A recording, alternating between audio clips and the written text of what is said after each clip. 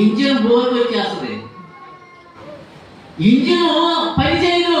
ఆ engine petrol అనుకూలంగా ఆ ఇంజిన్ తయారు చేశాడు మెకానిక్, ఒక డిజైనర్. పెట్రోల్ అనుకూలంగా ఇంజిన్ తయారు చేస్తే ఆ ఇంజిన్ లో పెట్రోల్ ఏమోయాలి. నేను డీజిల్ పోతాను, నేను కిరోసిన్ పోతాను అంటే ఇంజిన్ ఏమైపోతుంది? పాడైపోతుంది, కొద్ది కాలానికే పాడైపోతుంది, బోర్కు వస్తుంది. ఇక దానికి శాశ్వతమైనటువంటి పరిష్కారం లేదని తీసి పక్కన పడేయటమే. ఈ మాటలు మీకు కనుక బాగా అర్థమైతే, ఏమండి, మనం డిజైన్ చేసినటువంటి దేవుడు, మన దేహాన్ని డిజైన్ చేసినటువంటి దేవుడు నీరు తాగడానికి ఈ అవయవాలు అనుకూలంగా ఇచ్చాడండి.